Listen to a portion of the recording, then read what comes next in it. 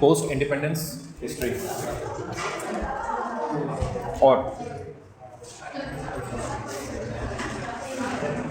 India after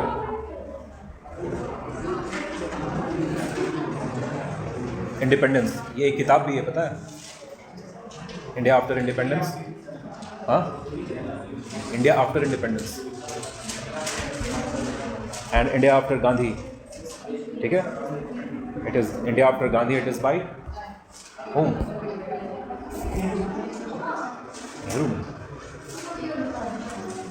India after independence और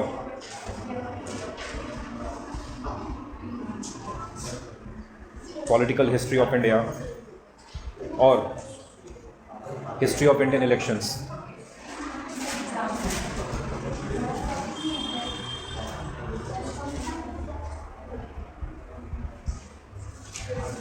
All these topics are similar.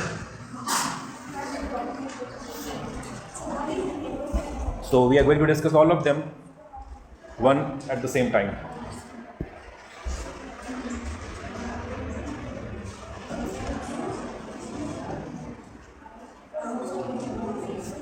India की post independence history को हम phases में डिवाइड करके समझेंगे, ठीक है? We will divide it into, आ रहा आवाज़ अभी? Is it Audible? आ रहा है? ठीक है? We will divide it into phases, different phases. Phase 1,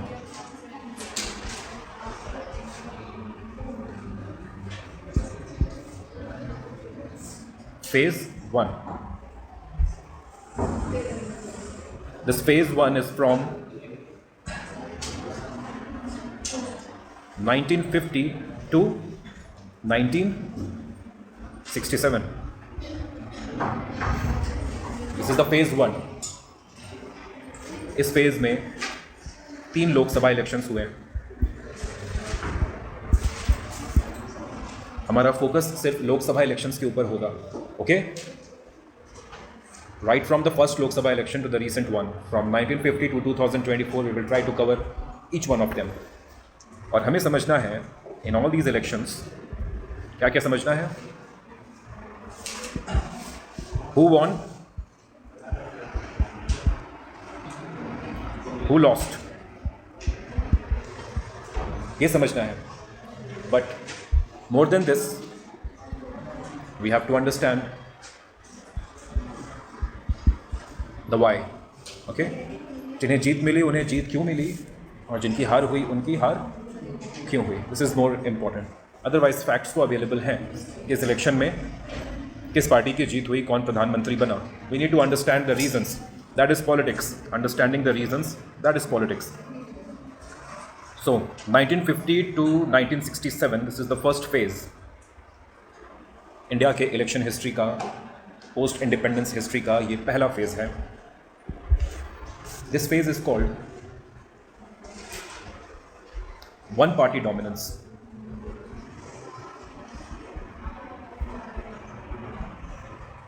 Or a dominant party system.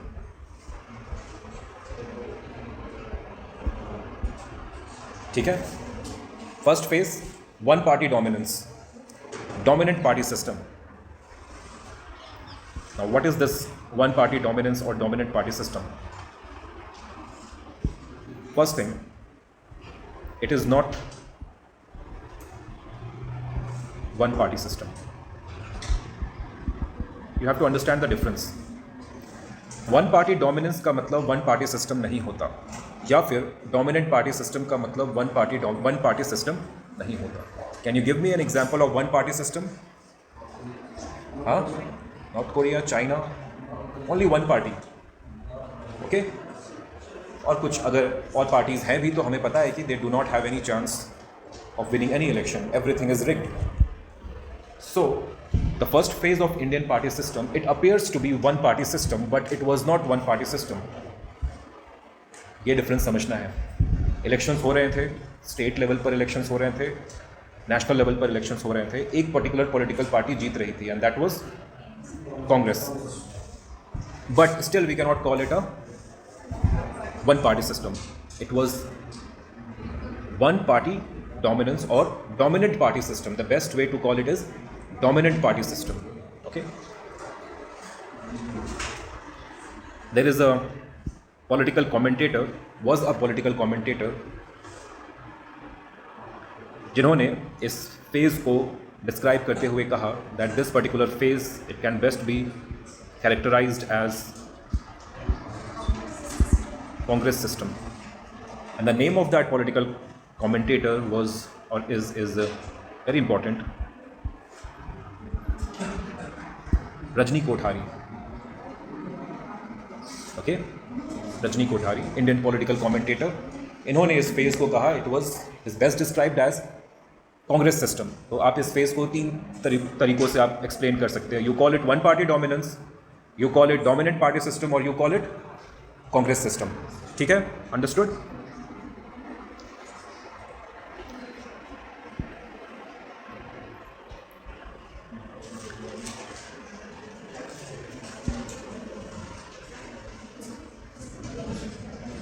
There were multiple political parties.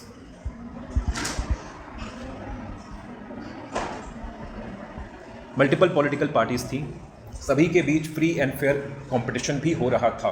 There were multiple political parties, free and fair competition also took place. सभी के बीच competition भी free and fair था. Election was not rigged. Okay, you cannot question the election. Election was not rigged. Everyone was allowed to compete against each other. Still, only one party was repeatedly, bar bar majority हासिल कर रही थी लोकसभा में और state assembly में. Only one party was repeatedly winning in Lok Sabha and state assemblies, and the name of that political party was what? Indian National Congress, the current Congress. Okay.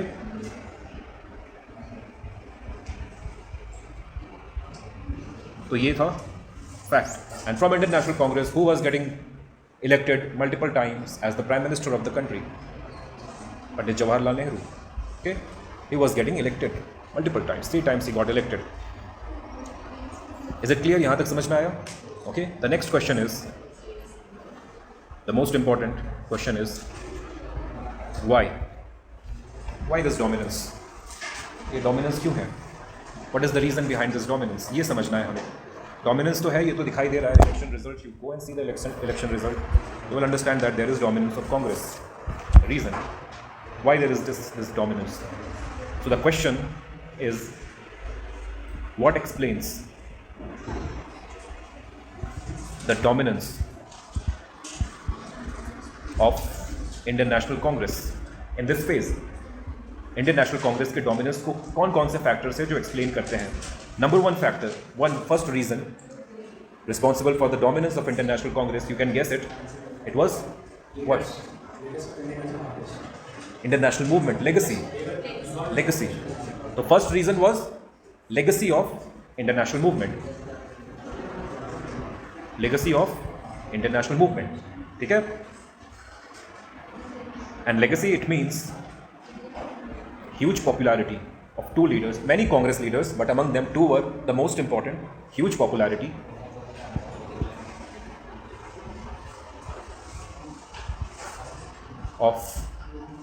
Of whom on the one hand we had Mahatma Gandhi, a Congress leader, and on the other hand we had, they inherited the popularity from Indian National Movement. इनको ये popularity, ये mass support base कहाँ से मिला था? Indian National Movement के legacy के रूप में मिला था. Now, if you see the demography पता है क्या होता है? The age, कितने जनसंख्या किस एज ब्रैकेट में लाई करती है, और देश की जो पॉपुलेशन है वो रूरल कितनी है, अर्बन कितनी है. This is the demography. तो इंडिया के डेमोग्राफी को आप देखेंगे इन 1950s और 60s, then you will come to know that 80% of India was rural India. ठीक है, आज लगभग आज भी 65 to 70%, 65% approx rural India and 35% urban India. आज भी majority people of India they live in villages. So 80% of population was rural and almost 20% of population was urban. Now see, Mahatma Gandhi, इनका strong hold कहाँ था? Rural और urban? Rural India. Rural India, he had a strong hold. And Pandit Jawaharlal Nehru, he was progressive leader, secular leader, modern leader. He appealed to the people living in urban centers. So the whole of India was within their reach. और इसके result हमें देखने को मिलता है election results में. ठीक है, this is the first reason, but this is not the only reason. सिर्फ लेगेसी, आप लेगेसी के आधार पर कितने समय तक इलेक्शन जीत सकते हैं? एक बार जीत सकते हैं, 2 बार जीत सकते हैं, but it cannot explain whole of the dominance of Congress, your legacy. Legacy के अलावा भी कई रीजंस थे. Second reason, what was the second reason? थी पॉलिटिकल पार्टी थी, मैं बताऊंगा, और भी पॉलिटिकल पार्टीज थी. There were many political party. हाँ, Praja socialist party, Jansangh, okay, और Samyukta party, Swatantrata party, all these parties were there. मैं बताऊंगा इन पार्टीज़ के बारे में भी मैं बताऊंगा. I will explain a little bit about Congress system. Over there I will tell you what was the nature of these, unique nature of these opposition parties. ठीक है, I will tell you. Second reason was organizational structure of Indian National Congress. Its organizational structure. Indian National Congress, इस political party का जो organisational structure था आज के समय में, वो ऑर्गेनाइजेशनल स्ट्रक्चर किसी भी पॉलिटिकल पार्टी के पास नहीं है, ना हो सकता है. इट वाज यूनिक, अपने आप में वो बहुत यूनिक था.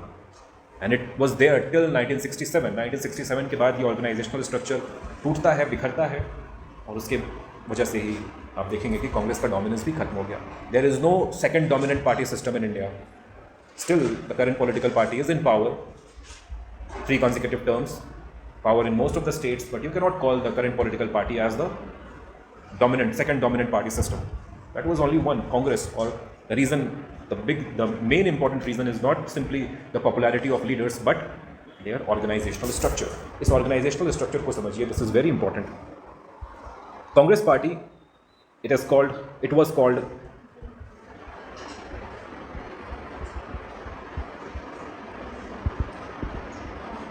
catch-all party.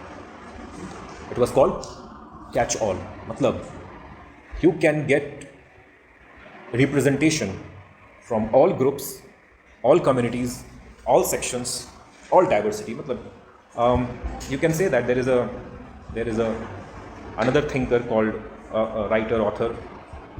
He is still alive, Sunil Khilnani,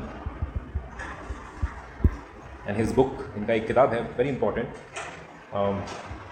I think the name is An Idea of India. Yes, this is the name. Yeah.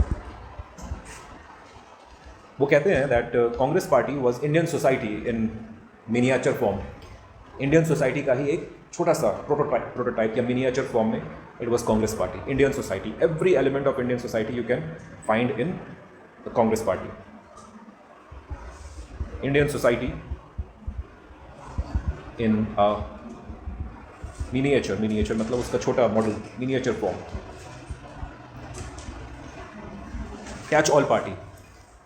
The meaning is simple, that Congress party, it can or it could accommodate करने का मतलब क्या होता है? अपने भीतर integrate कर लेना किसी चीज़ को. Okay, it could accommodate all diversities and differences. तो जब सारी डाइवर्सिटीज़ कांग्रेस पार्टी के भीतर ही अकोमोडेट हो जा रही है, तो इन्हें बाहर निकलकर कॉम्पीट करने की ज़रूरत नहीं पड़ती. अंडरस्टूड? यहाँ तक समझ में आया? Now this is also called catch all party. ये जो अकोमोडेटिव नेचर है कांग्रेस का, it can also be represented by another term that is called, it acted like an umbrella organisation. Congress party acted like an umbrella, a big umbrella, and everyone was allowed to take shelter in that umbrella. ठीक है? Is it clear? This was the nature of the Congress organizational structure. अब ये तो description हो गया. This is how you can describe Congress party. Now, how it was actually working on the ground, इसे समझिए. This is very important. See, so on the one hand we had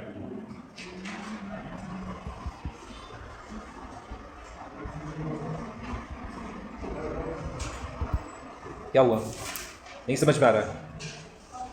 हाँ, कुछ कह रहे क्या? Okay, so on the one hand we had Congress in government. That means all the leaders of the Congress who are occupying different posts, like cabinet minister, prime minister, that is Congress in government. This is at the top. Congress in government at the top. और जब आप government में होते हो तो आपके पास क्या होता है? You have control of all the resources of the state, all the wealth of the state or the wealth of the country. So Congress in government could control all the resources, or you can say wealth. Every political party wants this only, to control the resources of the country, to control the wealth of the country. सभी political party यही चाहती है ना.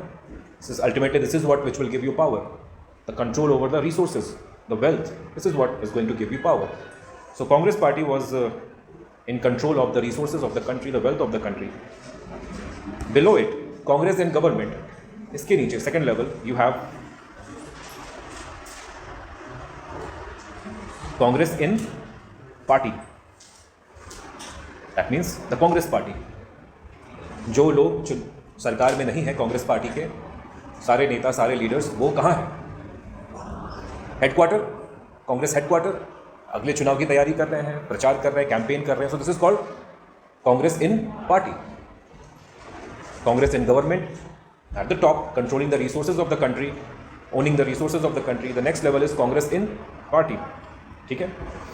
Now this Congress in party आज भी इस तरह से काम करती है, उस वक्त भी इस तरह से काम करती थी. It works in this manner. It has one central committee, you can say, organization, that is called Congress High Command, sitting in at Delhi. Congress high command. ठीक है? Below it Congress high command. इसके नीचे थे group of, not group, you can say collection of regional, state based, local leaders. India is a big country. You cannot control the country from Delhi. Can you? Control कर सकते हैं क्या? दिल्ली पर बैठकर अपने सेंट्रल हाई कमांड से आप पूरे देश को कंट्रोल नहीं कर सकते. And you cannot win both assembly elections and Lok Sabha election sitting in Delhi. You needed people and leaders on ground. आपको ज़मीन पर लोग चाहिए थे. And these were the people who were winning votes and seats for Congress, the regional leaders, the state based local leaders. And then comes the third is your The third level is masses or public. आप इसे common sense भी समझ सकते हैं. लोगों की loyalty सबसे पहले किसके प्रति होती है? जो लीडर उनसे काफ़ी दूर बैठे हुए हैं दिल्ली में, उनके प्रति होगी, या जो लोकल लीडर्स, जो रीजनल लीडर्स होंगे, उनके प्रति होगी? Regional leaders. So if Congress wanted to win votes from the masses, it cannot go directly to the masses and ask them for votes. It had to go to the regional leaders, क्योंकि इन regional leaders के पास by default इनका support था. All these regional leaders, जितने भी ये regional leaders हैं, all of them had strong support base among public. और इसी सपोर्ट बेस को हम कहते हैं वोट बैंक. क्या कहते हैं? Vote bank. One leader controlling 1000 people. Leader ने कहा कि इस पर्टिकुलर पार्टी को आपको वोट करना है. All the 1000 people will go and vote that particular party. So it acts like a bank. Bank से आप जैसे मनी विड्रॉ करते हैं, these leaders could get vote from a group of people. समझ में आया? नाउ इनके पास है vote bank. They control the masses, the regional masses, और ये सभी this masses, this public, it is 80% of the masses. The rural India, जो urban India में है, they can relate to the national leaders. वो national leaders के साथ relate कर सकते हैं, but majority of the people were living in rural India. ठीक है? नाउ नेक्स्ट इज, ये जो रीजनल लीडर्स हैं, ये कांग्रेस को सपोर्ट क्यों करेंगे?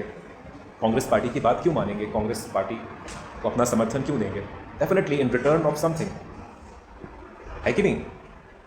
सो Congress party, what it did, it took the resources from the government Resources means what? Economic benefits, contracts, tenders, all the things that are of value. Government के पास, इनके पास already, they were in government, they already control the resources. It took the resources and it distributed the resources among the regional leaders. Economic benefits.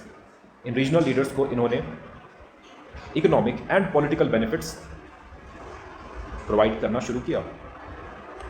And in return of this economic and political benefits, these regional leaders, they shifted their support, their electoral support to Congress party. This is how it worked. इस तरीके से ये काम कर रहा था. यहाँ पर आपको समझना है, there is a term called patron-client relationship. So Congress acted like a patron, and these regional leaders, they acted like a client. और इनके बीच एक patron-client relationship था. Simple, pure transaction. Benefit in return of benefit. You give me something, I will give you something. So they were getting economic benefits, political benefits from the Congress party, and Congress party को उसके पास कमी नहीं थी because it already controlled the government. So it could take the resources from government, give it to the regional leaders, and in return, the regional leaders will transfer their support, their vote bank to the Congress party. समझ में आया? Is it clear? This was the system which was working, and it worked perfectly fine. Patron and client. There is one more term that is used for these regional leaders. They acted like power brokers between the center and the masses. Mediators. ठीक है? They acted like power brokers. Now, these regional leaders, इनका एक informal group था. These regional leaders, they had made an informal group. ये जो regional, state based, local leaders हैं, इनका एक informal group था, and that group was called what? Syndicate. This informal group of the regional leaders within Congress party, that was called syndicate. इन्होंने अपने आप को कहा syndicate. ये स्ट्रक्चर समझ में आ गया? Now these leaders, ये जो रीजनल लीडर्स हैं, डोंट यू थिंक कि इनके पास एस्पिरेशंस होंगे दैट ये कांग्रेस हाई कमांड को बाईपास करते हुए डायरेक्टली गवर्नमेंट के कंट्री के रिसोर्स को कंट्रोल किया जाए? इनके पास ये एस्पिरेशंस होंगे या नहीं होंगे? ना, अभी इनको ये मिल रहा है resource through Congress party, but they would want that they can go because they have the support of the masses. So they would want कि they would directly go and contest election and get control of the resources of the country. But the structure of the Congress का जो structure है, it prevented them. जो hierarchy यहाँ पर बना हुआ है कांग्रेस का, सेंट्रल हाई कमांड, इनके सामने एक ग्लास सीलिंग था. ग्लास सीलिंग मतलब पता है क्या होता है? You can see what is behind it और beyond it, but you cannot touch it और you cannot access it. That is called glass ceiling. एक तरह का ग्लास सीलिंग इनके the Congress party provided. So though they wanted to go and control the government directly, they could not do it because of the hierarchy within Congress party. ये पूरा system work करता है, बहुत ही perfectly work करता है, as long as there is one leader in the scene, and that leader was Pandit Nehru. He understood the whole system. उनको ये पूरा सिस्टम पता था that ये पूरा का पूरा कॉम्प्लेक्स सिस्टम है और it worked. The moment he is removed, that means the point he dies in 1964. Okay, 1964 में उनकी मृत्यु होती है, बट 1962 से ही उनकी पॉपुलैरिटी बहुत अधिक घटने लगी थी after the loss that he faced in which war? India China war. It was a humiliation. उन्होंने कैलकुलेट किया था that we will win the war, but उनकी पूरी फॉरेन पॉलिसी के ऊपर एक क्वेश्चन मार्क खड़ा हो गया. He was known for his foreign policy. Pandit Nehru was known for his foreign policy, for his innovative idea of non alignment. तो India में ही सिर्फ उनका ह्यूमिलेशन नहीं हुआ. He didn't just face humiliation in India, whole South Asia. Before 1962 war, India was projecting itself to be the leader of South Asia. ठीक है, हम लोग साउथ एशिया पढ़ रहे हैं, तो यहाँ पर ये समझना ज़रूरी है. 1962 के वॉर से पहले India was projecting itself, India और चाइना दोनों के बीच कॉम्पिटिशन हो रहा था that who is going to be the leader of South Asia, और not just South Asia, of whole Asia. Pandit Nehru said that India is going to be the leader of Not only South Asia, but whole of Asia. The next Asian power is going to be India. ये एक reason था जिसकी वजह से China और India के बीच war हुआ. China wanted to teach India that who is more powerful in Asia, India और चाइना. तो जब इंडिया की हार हुई 1962 वॉर में, तो सभी साउथ एशियन कंट्रीज़ को लगने लगा that India can not protect itself and how can it protect all the other countries of South Asia. समझे? India can not protect itself from China and how can it protect all the other small countries of South Asia. तो South Asia के में अपने आप को leader के रूप में इस्टेब्लिश करने का इंडिया का जो क्लेम था, दैट वाज वाटर्ड डाउन. सो 1962 में ही जब because of India China war, after this his popularity started getting decreased. और 1964 इट वाज मतलब this defeat was a big event for him. अगर ये डिफीट नहीं होता तो शायद वो 1964 में उनकी मृत्यु भी नहीं होती, maybe. So after 1964 when he dies, the whole structure, now this जो ग्लास सीलिंग की मैंने यहाँ पर बात की ना, this glass ceiling is removed. ये ग्लास सीलिंग इज रिमूव्ड. अब ये जो सिंडिकेट के लीडर्स थे, इन्हें समझ में आ गया that Congress party does not have one strong leader. Now they can fulfil their dream of getting control of this resources of the government. अब उनके सामने दो ऑप्शन था. First option, launch their own political parties and contest election, या फिर कांग्रेस का जो already मौजूद स्ट्रक्चर है, पार्टी है, उसके ऊपर अपना कंट्रोल इस्टेब्लिश कर लें, विच वॉज ईजियर. फर्स्ट और सेकेंड, खुद की पॉलिटिकल पार्टी बनाना या कांग्रेस में ही अपने आप को स्टैब्लिश कर लेना. सेकेंड ना, सेकेंड वॉज ईजियर. अपनी पॉलिटिकल पार्टी बनाकर कॉन्टेस्ट करने की जगह Congress party, the organizational structure which was already present in Congress party, which was already working, they wanted to capture it and use it for their own gain. So when Pandit Nehru dies in 1964, the next big thing that is going to happen in India is who will be the what? Next PM. कौन बनेगा next प्रधानमंत्री? Elections तो होना नहीं था, तो जो decide करेंगे definitely they are going to be powerful people, and the next prime minister is, and he was chosen इनको चुना गया था किनके द्वारा? सिंडिकेट के द्वारा. ठीक है? तो it is like back seat driving. पीछे से कंट्रोल किनके हाथों में है अब? कांग्रेस पार्टी का, सिंडिकेट के हाथों में है.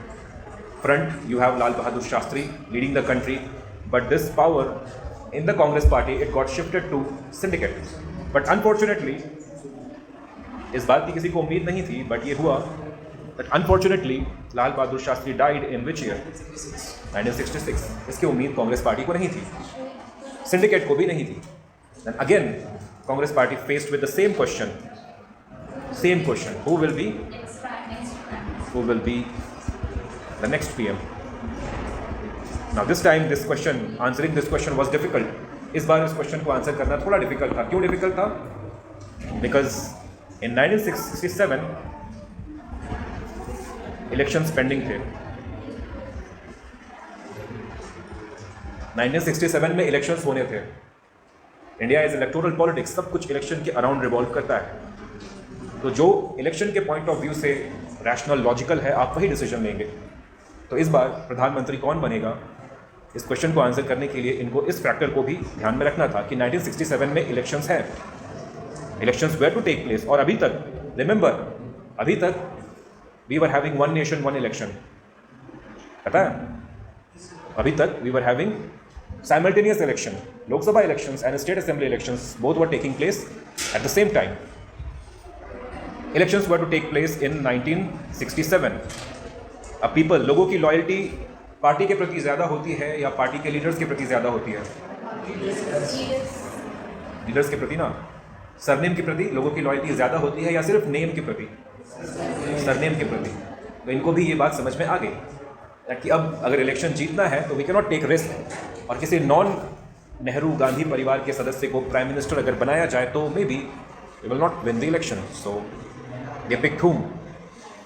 हाँ, किनको चुना सिंडिकेट के लीडर्स ने? नहीं पता.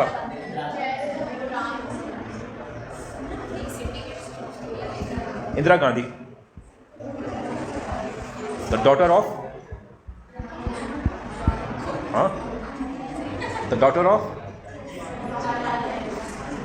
Jawaharlal Nehru.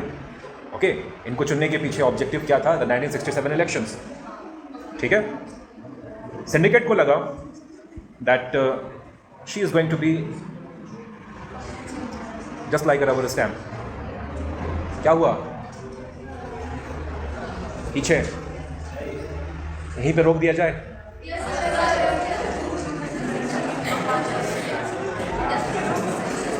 Next week I will take class on Monday, because Monday को मुझे क्लास लेना होगा। हाँ, थर्सडे फ्राइडे क्लास होगा नेक्स्ट वीक।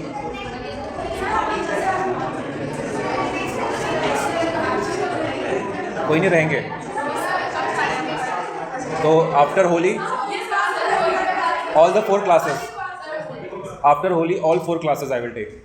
रूटीन में जो 4 क्लासेस आपको एक छूट मैंने दे रखी थी Monday, I will even take that because syllabus फिर कंप्लीट नहीं होगा।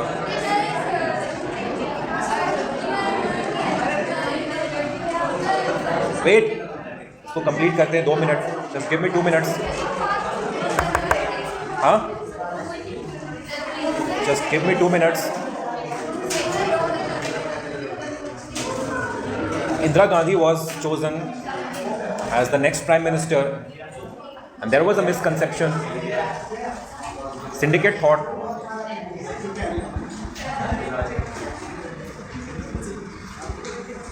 सिंडिकेट को लगा कि वो इंदिरा गांधी को ट्रांसप्लांट कर रहे हैं। ठीक है, बैक सीट ड्राइविंग अभी भी सिंडिकेट को ही करना था। They thought that she will behave like a puppet whose strings will be held by the leaders of syndicate। ठीक है, समझ में आया? बट जो हुआ इसके बाद वो सिंडिकेट के एक्सपेक्टेशंस के जस्ट ऑपोजिट था, and the whole story is